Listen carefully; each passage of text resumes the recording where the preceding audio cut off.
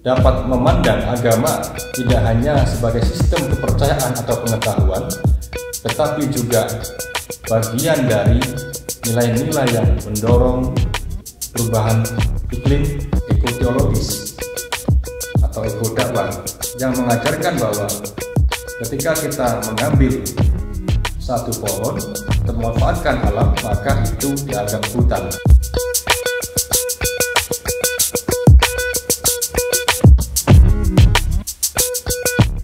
Salam sejahtera untuk kita semuanya.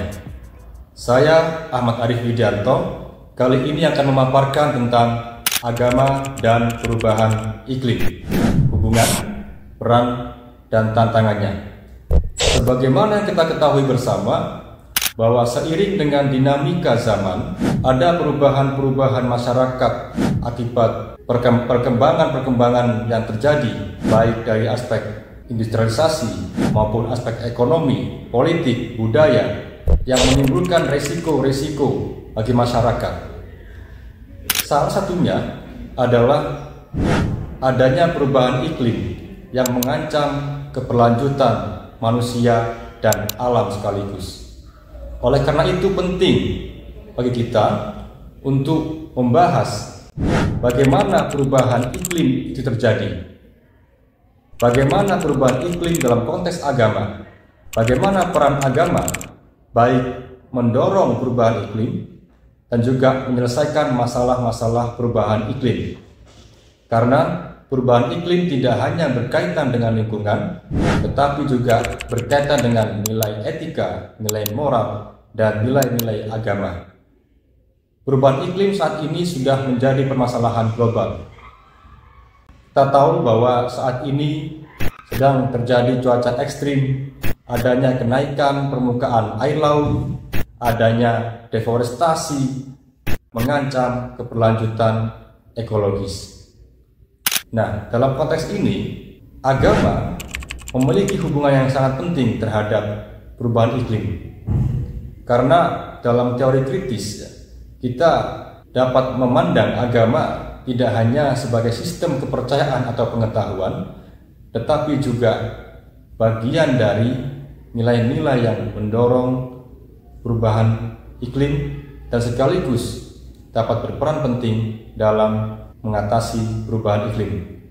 Nah, oleh karena itu, pada video kali ini kita akan bahas pada aspek mana agama dapat mendorong perubahan iklim dan bagaimana peran agama satu sisi dapat mendorong masyarakat untuk melestarikan lingkungan dan mengatasi perubahan iklim. Kita tahu bahwa perubahan iklim bukan hanya sekedar fenomena alam, tetapi juga krisis sosial dan moral yang mendunia. Ini sudah menjadi permasalahan global tanpa mengenal batas negara maupun juga agama. Nah, agama dalam konteks ini memiliki potensi yang besar untuk mendorong tindakan positif terhadap lingkungan dan juga dapat berkontribusi dalam perubahan iklim melalui ajaran, praktik, atau interpretasi yang tentu selaras dengan keberlanjutan ekologis. Nah, dalam konteks perubahan iklim, agama seringkali digunakan untuk melegitimasi praktik-praktik yang dapat merusak lingkungan. Nah, ini menjadi hal menarik karena ibarat mata uang, ada dua sisi hal yang saling bertentangan. Oleh karena itu kita akan bahas dari yang pertama aspek bagaimana agama mendorong terjadinya perubahan iklim. Agama dapat berkontribusi terhadap perubahan iklim meskipun tidak sengaja ataupun sengaja. Itu biasanya berasal dari praktek keyakinan atau pandangan tertentu yang secara langsung ataupun tidak langsung berdampak negatif terhadap lingkungan. Beberapa contoh diantaranya adalah adanya pandangan tentang antroposentrisme dalam agama. Pandangan ini memposisikan manusia sebagai pusat kekuasaan dan dapat memanfaatkan alam demi memenuhi kepentingannya. Namun demikian, pandangan ini melalaikan bahwa manusia pun juga memiliki tanggung jawab ekologis, yaitu melestarikan, tidak hanya memanfaatkan secara bebas. Nah, oleh karena itu pandangan ini kerap kali mengabaikan keseimbangan ekologis yang pada akhirnya dapat mempercepat terjadinya degradasi lingkungan. Nah, berikutnya juga adanya dukungan terhadap aktivitas yang tidak berkelanjutan. Sebagai contoh, beberapa kelompok agama, baik secara langsung maupun tidak langsung, itu mendukung kegiatan ekonomi atau praktek-praktek yang tidak berkelanjutan. Misalnya perayaan-perayaan keagamaan atau ritual-ritual yang melibatkan penggunaan bahan bakar ataupun perusakan hutan dan juga produksi limbah yang besar. Nah, ini yang dapat meningkatkan adanya emisi karbon dan juga polusi. Selanjutnya juga ada karena eksploitasi sumber daya untuk tujuan keagamaan. Ini dapat kita lihat dalam tradisi agama yang melibatkan penguasaan atau penggunaan sumber daya alam yang besar untuk keperluan ritual atau pengembangan situs-situs keagamaan. Contoh misalkan pembangunan kuil, masjid, gereja, atau situs sejarah yang masif dapat berdampak pada deforestasi, yang tentu ini bisa mempengaruhi adanya perubahan iklim. Berikutnya juga bisa disebabkan oleh adanya penggunaan atau perubahan tata ruang, tata guna lahan, atau peningkatan konsumsi sumber daya alam yang sangat besar untuk mendukung pelaksanaan ritual-ritual keagamaan. Nah, oleh karena itu kita bisa melihat di sini bahwa ajaran agama juga berperan penting atau berkontribusi dalam mendorong terjadinya perubahan iklim yang berdampak pada adanya kenaikan air laut dan sebagainya. Nah, oleh karena itu kita tentu bisa melihat secara kritis. Kita bisa meminjam teori kritis untuk melihat agama tidak hanya sebagai sistem kepercayaan pribadi, tetapi juga sebagai kekuatan sosial yang kompleks. Karena agama memuat nilai-nilai, norma, dan identitas kolektif masyarakat. Dalam konteks perubahan iklim, agama dapat mendorong maupun menghambat upaya-upaya mitigasi maupun adaptasi. Sebagai contoh misalkan agama itu mendorong munculnya konsumerisme yang bersumber dari interpretasi agama yang menekankan akumulasi kekayaan atau konsumsi yang berlebihan, tentu yang berkontribusi terhadap adanya perubahan gaya hidup yang tidak berkelanjutan. Nah, berikutnya juga agama dan dominasi manusia yang melibatkan pandangan-pandangan antroposentrisme yang menempatkan manusia sebagai penguasa alam tanpa batas dan memicu kerusakan lingkungan atau ekosistem. Nah, meskipun demikian, satu sisi agama memang dapat mendorong perubahan iklim, tapi juga memiliki peran penting sebagai sistem kepercayaan yang memberikan panduan etis, moral, dan praktis tentang bagaimana harusnya manusia berinteraksi dengan alam. Nah, di beberapa agama itu telah mengajarkan pentingnya menjaga alam sebagai ciptaan Tuhan. Hampir semua tradisi besar agama, baik dari Islam, Kristen, Hindu, Buddha, dan agama-agama lainnya, mengajarkan nilai-nilai kearifan dan ajaran-ajaran nilai etis, moral, ekologis dalam mengelola sumber daya alam. Nah, peran-peran agama ini bisa kita lihat, misalkan sebagai pendorong etika dan moral yang bisa digunakan untuk mendorong tindakan perlindungan lingkungan. Ajaran agama tentang kesederhanaan, tanggung jawab, dan keseimbangan bisa memotivasi masyarakat untuk mengurangi konsumsi berlebihan dan kerusakan lingkungan. Berikutnya juga agama bisa menjadi mobilisasi sosial. Ini bisa dilakukan melalui organisasi keagamaan yang memiliki kemampuan untuk memobilisasi pengikutnya melalui khutbah, pendidikan, aksi sosial, dan juga pemimpin agama yang dapat mendorong masyarakat untuk bertindak lebih ramah lingkungan. Nah, berikutnya juga agama sebagai katalis kebijakan lingkungan. Dalam konteks ini, pemimpin agama itu dapat mengintervensi kebijakan publik terkait perubahan iklim. Misalkan ini yang dilakukan oleh Paus Fransiskus yang menyerukan perhatian global terhadap krisis lingkungan dan perubahan iklim.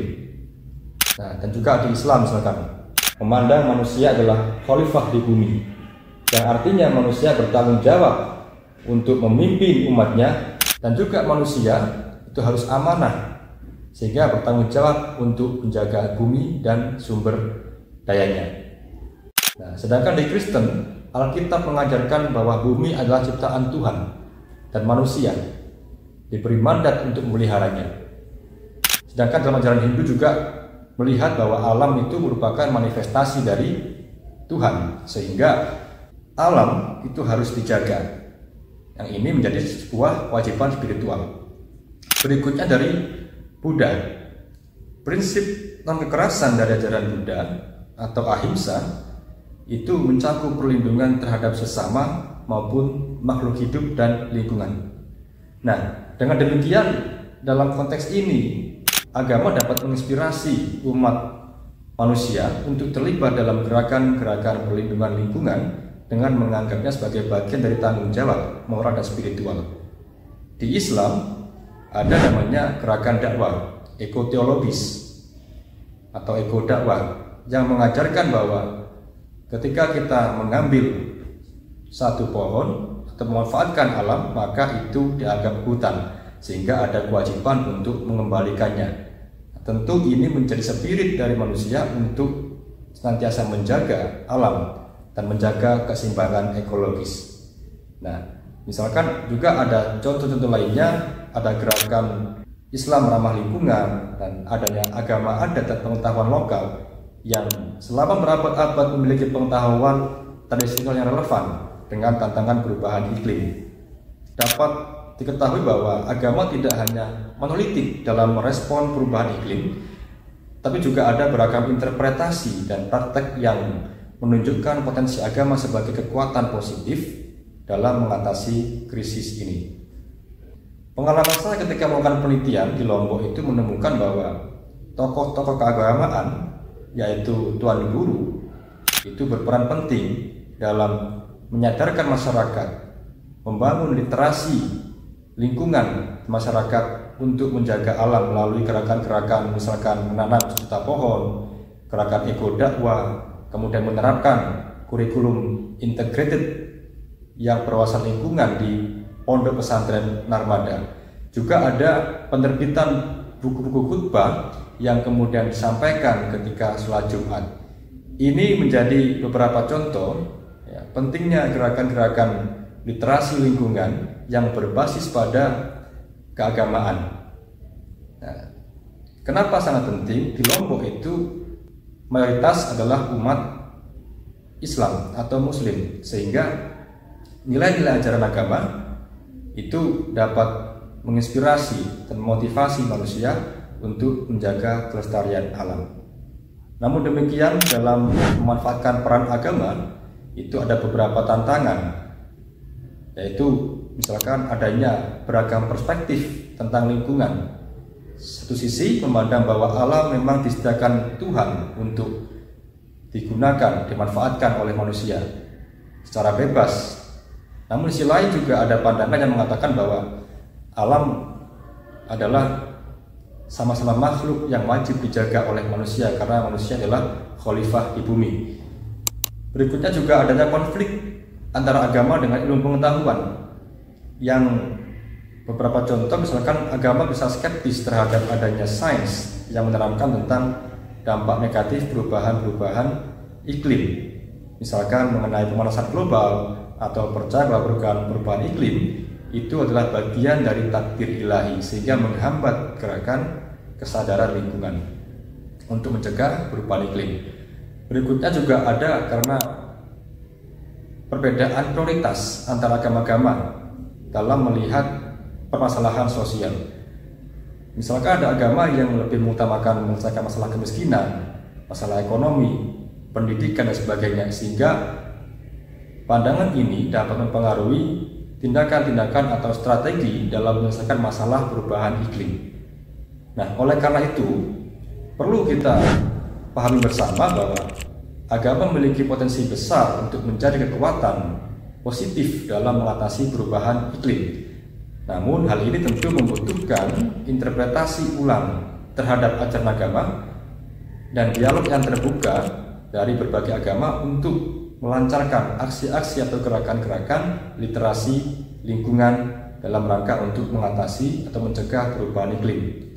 Nah, perlu kerjasama antar umat beragama untuk membangun masa depan yang lebih berkelanjutan sebagaimana pesan dari Sustainable Development Goals.